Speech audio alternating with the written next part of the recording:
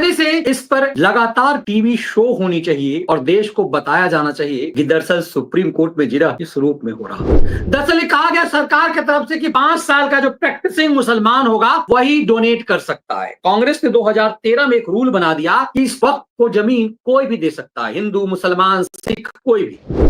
ये जो पूरे देश की जो जमीन लूट की गई हुई है, इन लुटेरे भूमाफियाओं के पास कितना पैसा है, ये सिब्बल और सिंह भी बेहतर जानते हैं। इसीलिए सिब्बल इस मामले की पूरी तरह से जिस तरह से पार्लियामेंट में बहस हुआ वैसा बहस सुप्रीम कोर्ट में चाह रहे हैं। सीधे तौर पे सॉलिसिटर जनरल ने कहा कि किसी भी हाल में इसकी इजाजत नहीं दे सकते कि कोई सरकारी संपत्ति पर कब्जा कर ले। सैकड़ों बीघा जमीन, सरकारी जमीन पर वक्फ के गुंडों ने कब्जा कर लिया। नमस्कार, कैसे हैं आप? सुप्रीम कोर्ट में वक्फ अमेंडमेंट बिल के खिलाफ जो वक्फ एक्ट बन गया, 150 से ज्यादा याचिकाएं आई और ऐसा लगा कि संसद द्वारा पास इस कानून को जिहादी उन्मादियों की ताकत से कुचल दिया जाएगा। लेकिन सुप्रीम कोर्ट में जिस रूप में अब जिरह हो रही है, तुषार मेहता सुप्रीम कोर्ट में जिस तरह से हंटर भांज रहे हैं, सॉलिसिटर जनरल तुषार मेहता, ऐसा लग रहा है कि वक्फ वाले गुंडे अब मैदान छोड़कर भागेंगे कि संसद से जो पास कानून है वो बिल्कुल सही है, कहीं सुप्रीम कोर्ट इसमें 2-4 और ना जुड़वा दें तुषार मेहता। सुप्रीम कोर्ट में जिस हाल में वक्फ अमेंडमेंट बिल पे अब चर्चा हो रही है, ऐसा लग रहा है कि पूरी तरह से नग्न किया जा रहा है इस कानून की साजिश। कांग्रेस ने जो 2013 में वक्फ को भारत विरोधी बना दिया, उसे पूरी तरह से छिलके की तरह उतार रहे हैं तुषार मेहता। कायदे से इस पर लगातार टीवी शो होनी चाहिए और देश को बताया जाना चाहिए कि दरअसल सुप्रीम कोर्ट में जिरह किस रूप में हो रहा। लेकिन कुकुरमुत्ते की लड़ाई वाली जो टीवी शो हैं, उसमें इस गंभीर मामले पर जिरह नहीं हो रही है। सुप्रीम कोर्ट में तुषार मेहता की दलील से ऐसा लगा कि संसद में अमित शाह ने क्यों कहा था कि जाओ इसे सुप्रीम कोर्ट ले जाओ। आपको याद होगा, अमित शाह ने कांग्रेस और उजड्ड लोगों की मूर्खतापूर्ण हरकतें संसद में करने के दौरान कहा था, इसे जहां जाओ ले जाओ, इसे सुप्रीम कोर्ट ले जाओ। प्रवोक कर रहे थे अमित शाह कि इसे सुप्रीम कोर्ट ले जाओ। ऐसा सरकार क्यों कह रही थी? देश की गृह मंत्री ने चेतावनी भी दी थी कि कुछ लोग कहते हैं, समाजवादी पार्टी के कुछ लोग गुंडे ने कह दिया था कि भाई हम तो मानेंगे नहीं। अमित शाह ने कहा कि कुछ लोग कहते हैं कि इस कानून को हम मानेंगे नहीं। फिर उन्होंने कमर पे हाथ रखा और कहा कैसे नहीं मानोगे भाई, देश के कानून को नहीं मानोगे, मानना पड़ेगा। उस दिन मैंने कहा था, आपको याद होगा, कि ये चेतावनी अमित शाह एक सांसद को नहीं दे रहे, यह चेतावनी अमित शाह देश के सुप्रीम कोर्ट को भी दे रहे हैं कि बहुत हो गया, हर मामले में घुसपैठ करते हो, जरा इस मामले पर अब संभल कर आओ। सुप्रीम कोर्ट में जिरह के दौरान जो बात सॉलिसिटर जनरल ने कही, वो एक चेतावनी की तरह है और इस चेतावनी से पूरी चीजें साफ हो रही है कि दरअसल सॉलिसिटर कहना क्या चाह रहे हैं। सॉलिसिटर जो बात कह रहे हैं उसकी गंभीरता को समझिए। कहा क्या मजाक बनाकर रख दिया है। सॉलिसिटर जनरल तुषार मेहता जब फ्रंट फुट पे आए तो ये सब चीजें बहस कपिल सिब्बल और सिंघवी कर चुके थे। बारी भारत के सॉलिसिटर जनरल की थी। भारत सरकार ने इस पूरे मामले में हलफनामा पहले ही दाखिल कर दिया हुआ है और इस हलफनामे की प्रति, और इसीलिए उन्होंने कहा कि हम सिर्फ 3 चीजों पर चर्चा करेंगे और उसके बाद जो पूरी तरह से परतें खोलनी शुरू की। जो सिब्बल ने एक साजिश किया कि हिंदू मंदिरों को तो करोड़ों, 2000 5000 करोड़ के चंदा आते हैं, उन्हें लगा कि ये साजिश करके सुप्रीम कोर्ट के इस बेंच के मामले को वो संवैधानिक पीठ पर ले जाएंगे। लेकिन तुषार मेहता फ्रंट फुट पे आए और कहा कानून के अमल पर रोक नहीं लगनी चाहिए। ये सीधे तौर पे ऐसा लगा कि सुप्रीम कोर्ट को सरकार चेतावनी दे रही है। आपको आमतौर पर इस तरह की दलील देते हुए सरकार बहुत कम दिखती है। बहस के दौरान केंद्र सरकार के वकील तुषार मेहता ने अदालत से कहा इस कानून के अमल पर रोक नहीं लगनी चाहिए, ये एक तरह की चेतावनी है। वो सुप्रीम कोर्ट जो भारत के राष्ट्रपति को आजकल आदेश देने लगा था, वो सुप्रीम कोर्ट जो एकदम से ऐसा लगा कि कानून संसद से सुप्रीम हो चुका हुआ है, उसी सुप्रीम कोर्ट का जब अपना मामला आया, तो आज मैंने एक विश्लेषण किया, उसे जरूर सुनिएगा। जब यशवंत वर्मा घुसखोरी का मामला, कैश कांड का मामला आया, तो सुप्रीम कोर्ट ने सरेंडर कर दिया कि हमसे कुछ नहीं हो पाएगा, प्रधानमंत्री से कहो। ऐसा लग रहा है सुप्रीम कोर्ट खुद ही अपना रंग अब उतारने लगा है। इसीलिए तुषार मेहता ने कहा इस कानून पे रोक नहीं लगनी चाहिए। ये सीधे तौर पर भारत के सॉलिसिटर जनरल द्वारा, भारत सरकार के द्वारा सुप्रीम कोर्ट को चेतावनी है कि संसद द्वारा पास ये कानून लगभग 1 करोड़ लोगों की सहमति के बाद लाया है। ये 2 जज मिलकर के फैसला नहीं करेंगे। इसीलिए कहा कि इस कानून के अमल पर रोक नहीं लगनी चाहिए। संसद ने सोच समझकर इस कानून को बनाया है। एक एक पॉइंट को गौर कीजिएगा जो तुषार मेहता कह रहे हैं। कह रहे हैं इस संसद ने एक एक कानून को और अमल पर रोक नहीं लगनी चाहिए। संसद ने सोच समझकर इस कानून को बनाया है। इस कानून पर रोक जैसा अदालत का कोई भी देश इस कानून के मकसद को नाकाम कर देगा, या उन लोगों को छूट देना होगा जो सैकड़ों सालों से वक्फ के रजिस्ट्रेशन की अनिवार्यता होने के बावजूद इस कानून की जानबूझकर खिलाफ वर्जी करते रहे हैं। सॉलिसिटर ने कई और फैक्ट उठाए जो आपको समझना चाहिए। एक एक चीजों पे जो ड्रामा हुआ, प्रैक्टिसिंग मुसलमान कहे ड्रामेबाजी बंद करो। दरअसल कहा गया सरकार की तरफ से कि 5 साल का जो प्रैक्टिसिंग मुसलमान होगा वही डोनेट कर सकता है। कांग्रेस ने 2013 में एक रूल बना दिया कि इस वक्त को जमीन कोई भी दे सकता है, हिंदू, मुसलमान, सिख, कोई भी। इस वजह से 2013 में इस कानून का दुरुपयोग ये हुआ कि किसी की संपत्ति पर वक्फ ने लूट कर दिया, एक भू माफिया की तरह कब्जा करना शुरू कर दिया। सरकार ने अब की बार ये कहा कि जो प्रैक्टिसिंग मुसलमान, जो 5 साल से कम मुसलमान है, वही कर सकता है डोनेट, वही वक्फ दान कर सकता है। इस पर सबसे ज्यादा आपत्ति हुई कि प्रैक्टिसिंग मुसलमान से क्या मतलब है, क्या सरकार देखने जाएगी कि 5 वक्त का नमाज पढ़ता है या नहीं? सरकार ने कहा इससे मतलब नहीं है कि कोई 5 वक्त का नमाज पढ़ता है, नहीं मतलब। हमें मतलब है कि लोग जो धर्मांतरण करके खेल करते हैं, किसी की जमीन कब्जा कर लिया और उसके बाद धर्मांतरण करवा करके उसे प्रेशर में डाल करके खेल किया गया कि तुम तो मुसलमान हो गए हो, इतना पैसा ले लो, और सरकारी गैर मजरूआ जमीन पर भी कब्जा करवा दिया गया। सरकार ने इसे क्लियर कर दिया, कहा नए संशोधन कानून से जायदाद वक्फ करने के लिए 5 साल तक प्रैक्टिसिंग मुस्लिम होने की शर्त का बचाव करते हुए दलील में कहा कि 5 साल का इस्लाम के प्रैक्टिस रखने की शर्त का मतलब यह नहीं है कि सरकार चाहती है कि वक्फ करने वाला इंसान 5 बार उठक बैठक करे, नमाज पढ़े या शराब ना पीता हो। यह शर्त सिर्फ इसलिए रखी गई है ताकि धर्मांतरण के जरिए इस कानून का गलत इस्तेमाल ना हो। सुप्रीम कोर्ट ने कहा क्योंकि इस्लाम धर्म में धर्मांतरण का पहले से गलत इस्तेमाल होता रहा है, मेहता ने कहा यहां तक कि मुस्लिम समुदाय के लोग भी इसके लिए अपनी चिंता जाहिर की है। अब इस पूरे खेल को समझिए, पहली बार एकदम से प्याज की तरह छिलके उतारे जा रहे हैं। इस तरह से तो जूता सुप्रीम कोर्ट में जो लगाया जा रहा है वो तो संसद में भी नहीं लगाया गया। एकदम से क्लियर किया जा रहा है कमिश्नर की जांच से संतुष्ट नहीं हो तो वक्फ ट्रिब्यूनल भी जा सकते हो, ये भी कह दिया। कहा एक जब तुषार मेहता के सामने जब सिब्बल ने ये एक चिरकुटाई किया था कि ये कौम की रूह है, सरकारी वकील के काउंटर के दलील देते हुए कपिल सिब्बल ने कहा कि वह कोई टेक्निकल मामला नहीं है बल्कि एक काम की रूह है, तो इस रूह की हिफाजत के लिए जिम्मेदारी संविधान करता है, ना कि जिले का कोई कलेक्टर। इसी तरह मुतवल्ली की अहमियत पर भी जोर दिया गया। इन सबको साधते हुए कहा कमिश्नर भी, एसपी, डीएम भी संविधान को ही पालन करता है।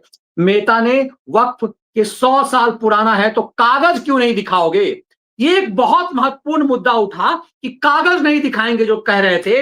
इन सबको कहते हुए सुप्रीम कोर्ट में भारत सरकार ने कहा कागज कैसे नहीं दिखाओगे, जब कह रहे हो कि 100 साल पहले से वक्फ है तो कागज क्यों नहीं दिखाओगे, कागज तो दिखाना पड़ेगा बेटा। भारत सरकार के, मोदी सरकार की इस डिटर्मिनेशन से लग रहा है कि सुप्रीम कोर्ट में इस कानून की क्या की जा रही है। दरअसल सरकार ने यह तय किया है कि ये जो ड्रामा की संसद द्वारा ऐसा कर दिया, इसमें सुप्रीम कोर्ट की भी मुहर सरकार चाहती है। मोदी सरकार के दौर में इसीलिए इन तमाम लेफ्ट लिबरल गिरोह के षड्यंत्र को सुप्रीम कोर्ट में पटका गया। मंगलवार को कपिल सिब्बल ने भी मनमानी करते हुए कहा कि कागज जो है इस तरह की कागज नहीं है। तब सुप्रीम कोर्ट के सामने इस पूरे मामले को परत दर परत खोला गया। अब आपको चीजें बेहतर तरीके से समझ में आ रही। और मैं क्यों कह रहा हूं कि अमित शाह ने संसद के अंदर ही कहा था, उस समय मुझे लगा कहा सुप्रीम कोर्ट जाओ, क्यों नहीं जा रहे हो सुप्रीम कोर्ट। दरअसल उस समय अमित शाह ने प्रोवोक किया था कि सुप्रीम कोर्ट जाओ। और तब आपको फिर याद आएगा, जब मैटर सुप्रीम कोर्ट आया तो सॉलिसिटर जनरल तुषार मेहता ने उस समय भी कहा था, माय लॉर्ड स्टे मत लगाने की भूल मत कीजिएगा। ये बात संजीव खन्ना की बेंच से सॉलिसिटर जनरल ने कहा था, स्टे मत लगाइएगा, सुनिए, और जिन 3 महत्वपूर्ण मामले पर है उस पर आप जिरह कर लीजिए, स्टे मत लगाइएगा। और स्टे लगाते लगाते इस पूरे मामले को लेकर के रुक गए उस समय संजीव खन्ना। और फिर तय हुआ कि 3 मामला जो इस पूरे मामले से जुड़ा हुआ है, वक्फ में रजिस्ट्रेशन के खेल करते हुए यह कह दिया गया कि वक्फ बाय यूज, मतलब यदि कोई आदमी किसी सरकारी संपत्ति को ही यूज कर रहा है तो वक्फ की हो गई। ऐसे कैसे चलेगा? सरकार ने साफ किया रजिस्ट्रेशन तो बेटा कराना ही पड़ेगा, बिना रजिस्ट्रेशन किए कुछ नहीं होगा। इसीलिए जब चीफ जस्टिस के पास यह मामला आया तो सुप्रीम कोर्ट को भी समझ में आ गया कि कपिल सिब्बल एंड टीम क्या खेल करना चाह रहे हैं।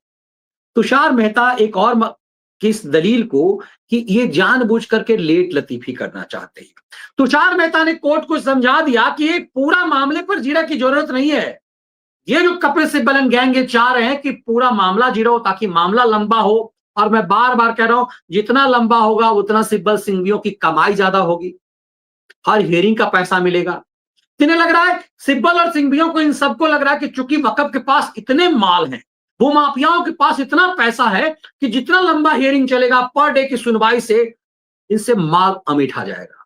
सिब्बल बहुत चालाक हैं, उन्हें पूरा पता है कि अंटी में पतला पैसा कितना, अंटी समझ रहे ना, कितना माल है।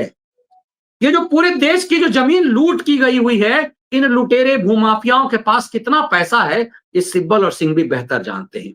इसीलिए सिब्बल इस मामले की पूरी तरह से, जो जिस तरह से पार्लियामेंट में बहस हुआ वैसा बहस सुप्रीम कोर्ट में चाह रहे हैं। तो चीफ जस्टिस ने कहा ऐसे में तो हम भी रिटायर हो जाएंगे, संजीव खन्ना भी रिटायर हो गए, हम भी रिटायर हो जाएंगे, आने वाले जज भी रिटायर हो जाएंगे, ये तो होगा ही नहीं कभी। क्योंकि जो ही संजीव खन्ना रिटायर हुए, तुषार मेहता के पास ये मामला नए सिरे से आया, गवई साहब के पास नए सिरे से आया। कल को गवई रिटायर हो जाएंगे, फिर ये मामला नए सिरे से आ जाएगा।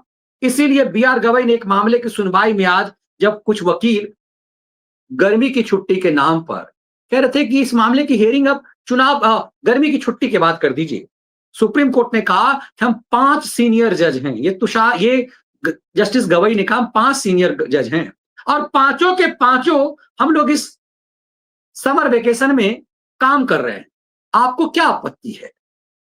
दरअसल जितने बड़े बड़े लॉयर्स हैं, जिन्हें लगता है कि सुप्रीम कोर्ट वही चलाते हैं, यदि वो 2 नंबर कोर्ट में है, उनका केस 5 नंबर में लगा हुआ है, तो वो 2 नंबर में भी तारीख ले लेंगे, 5 नंबर में भी तारीख ले लेंगे और क्लाइंट से दोनों जगह का पैसा ले लेंगे।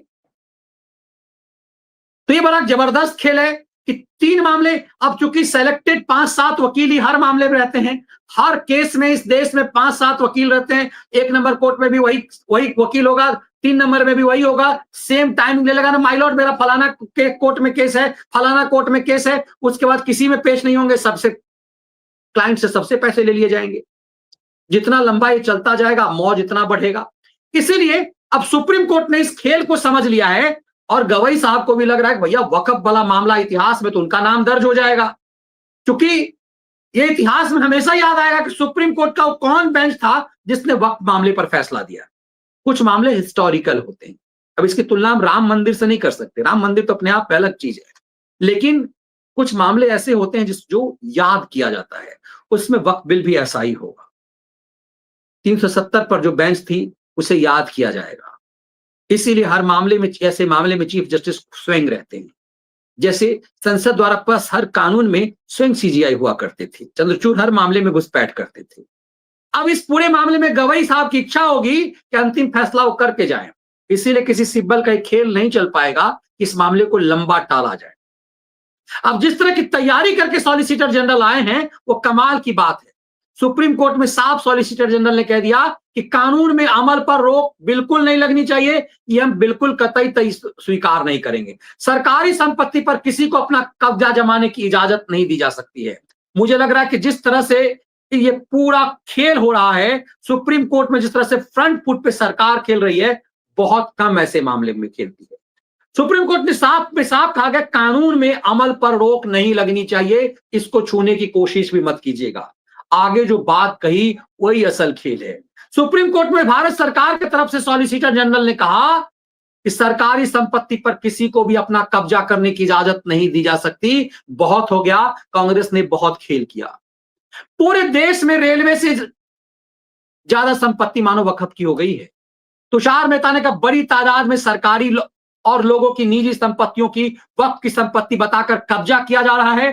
पुरानी सरकार के वक्त में चूंकि कानून में कोई सेफ गार्ड नहीं थे, इस लिहाजा इस कानून का बहुत ज्यादा बेजा इस्तेमाल हुआ और चीफ जस्टिस को समझाया गया कि बेजा इस्तेमाल कैसे हुआ। यहां तक बताया गया कि आदिवासियों की जमीन पर कब्जा किया गया, जबकि रूल यह है कि आदिवासी की जमीन को इस तरह से नहीं खरीद सकता है। तुषार मेहता ने कहा, सरकारी संपत्ति पर किसी को भी अपना कब्जा जमाने की इजाजत अब नहीं दी जा सकती है।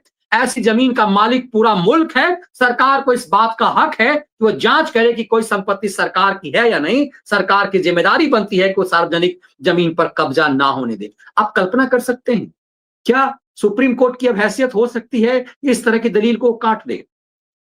टेलीविजन चैनल पर कहा, जैसे इस तरह की जो दलील बहस सुप्रीम कोर्ट में हुई है उस पर विमर्श होना चाहिए, ताकि ये बात जनता में जाए कि भारत सरकार ने सुप्रीम कोर्ट में दलील क्या रखी है। इतनी मजबूत दलील तुषार मोदी के मेहता ने रखी है कि सुप्रीम कोर्ट की अब हैसियत हो नहीं सकती इस मामले में उंगली करने की।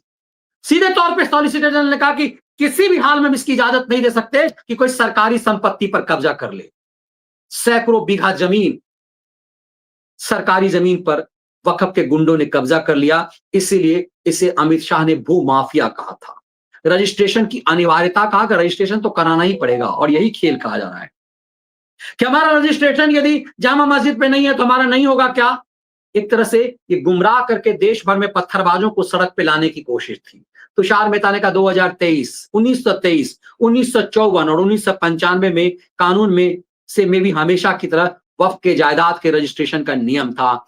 इस मामले में ना सिर्फ मुतवल्ली बल्कि कोई भी रजिस्ट्रेशन करा सकता था। रजिस्ट्रेशन के लिए कोई रजिस्ट्रेशन डीड जैसी दस्तावेज की जरूरत नहीं थी। अब सोनिया की मनमोहनी सरकार ने जाते जाते 2013 में एक खेल कर दिया, और जब से 2013 में एक खेल हुआ, वक्फ के गुंडों ने, भूमाफियाओं ने, वक्फ के लुटेरों ने पूरे देश की संपत्ति पर कब्जा करना शुरू कर दिया कि संपत्ति हमारी है। सैया भाई कोतवाल तो अब डर काहे का टाइप कि मामला जनरल कोर्ट में चलेगा नहीं, चलेगा शरिया कोर्ट में, और फिर इस पूरे मामले पर कब्जा कर लिया जाएगा। लोग डरे हुए रहते थे। मुस्लिम बहुल इलाके में कोई भी सनातनी, हिंदू, सिख डरा रहता था कि उसकी संपत्ति कहीं वक्फ ना कर ली जाए। गैर मुस्लिम को वक्फ के अधिकार पर सरकार का सवाल। तुषार मेहता ने आगे दलील देते हुए कहा, 2013 से पहले सिर्फ एक मुस्लिम ही अपनी संपत्ति वक्फ कर सकता था। इतना क्लियर तो मुझे लगता है कि संसद में सुना नहीं गया। जितना क्लियर कट करके तुषार मेहता ने सुप्रीम कोर्ट में बातें रख दी है, स्पष्ट कर दिया कि ये 2013 से पहले कानून ही नहीं था। ऐसा लग रहा है कि एकदम ऐतिहासिक है कि कोई भी दान कर सकता है। क्यों भाई? मतलब कपिल सिब्बल वक्फ से झपट्टा मार के छीन लेंगे माल, लेकिन देश की आम जनता को मजबूर करेंगे कि वो दान करे। इस खेल को समझना पड़ेगा कि तुषार मेहता ने कहा कि 2013 से पहले इसमें बदलाव किया गया, 2013 में चुनाव से पहले इसमें बदलाव किया गया, और गैर मुस्लिम को भी अधिकार दे दिया गया कि वो भी वक्फ कर सकता है, और यहीं से खेल शुरू हुआ। क्यों कोई गैर मुस्लिम देगा? दरअसल वो दे नहीं रहा था, उससे छीना जा रहा था, उससे कब्जा किया जा रहा था। तुषार मेहता ने नए संशोधित कानून में जायदाद वक्फ करने के लिए 5 साल के प्रैक्टिसिंग मुक्सिल होने के शर्त का बचाव करते हुए कहा, जिस पर सिब्बल उंगली माल डाकू बन रहे थे। अपनी दलील में कहा कि 5 साल तक इस्लाम की प्रैक्टिस रखने की शर्त का यह मतलब कतई नहीं है कि सरकार चाहती है कि वक्फ करने वाला इंसान 5 बार नमाज पढ़ रहा है या शराब पीता हो। यह शर्त सिर्फ इसलिए रखी गई है ताकि धर्मांतरण के जरिए इस कानून का गलत इस्तेमाल ना हो। इतना शानदार जिरह तो संसद में हमारे माननीय सांसद भी नहीं कर पाए, जितना बेहतरीन तरीके से चीजों को तुषार मेहता ने सुप्रीम कोर्ट के सामने रखा है। तब ये लगता है कि ये सुप्रीम कोर्ट के सामने, इसमें तो ऐसा लगता है कि जैसे 2-4 चीज और न कहीं जुड़ जाए।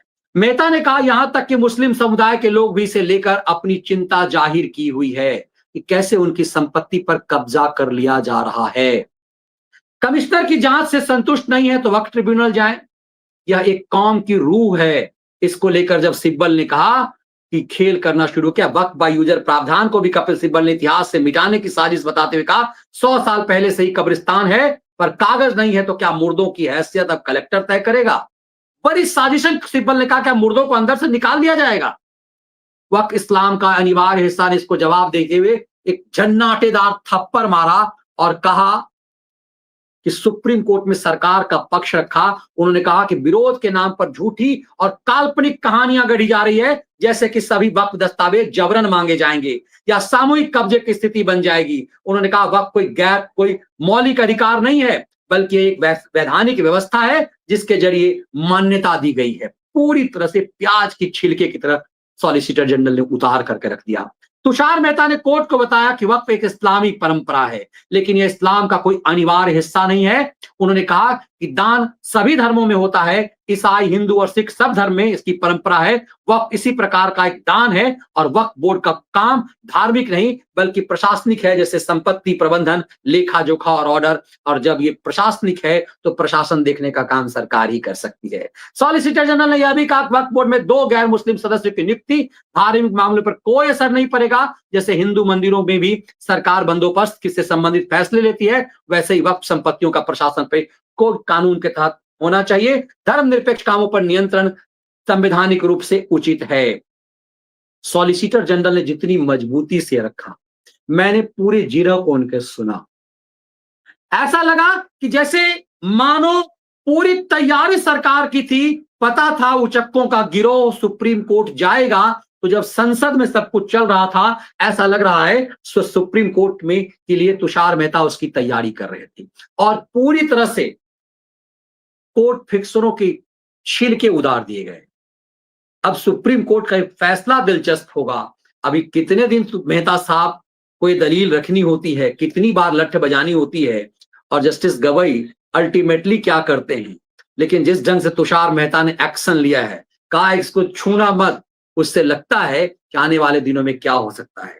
संसद द्वारा पास कानून पर जो नैरेटिव कांग्रेस के फेक नैरेटिव यूजर्स, कांग्रेस का इकोसिस्टम जो गंध बनाता मचाता, दरअसल सुप्रीम कोर्ट में उसी पर सरकार हथौड़ा मारना चाहती है। तभी आपको स्पष्ट रूप से पता चलेगा कि क्यों अमित शाह ने कहा था कि जाओ सुप्रीम कोर्ट जाओ। दरअसल सरकार चाहती थी कि फिक्सर्स के सहारे वक्फ भूमाफियाओं का गैंग सुप्रीम कोर्ट जाए, और सुप्रीम कोर्ट से अब उन्हें लठ मार करके भगाया जा रहा है। ये पूरा मामला दिलचस्प मोड़ पर है। दुनिया में कहीं पर इस तरह की घटिया स्तर का कानून नहीं था जिसे 2013 में सोनिया की मनमोहनी सरकार ने बनाया। ये कितना बड़ा छल था इस देश का के साथ, इसे बार बार समझने की जरूरत है। कमाल की बात है, ऐसे वक्फ कानून के साथ भी कुछ लोग खड़े हैं।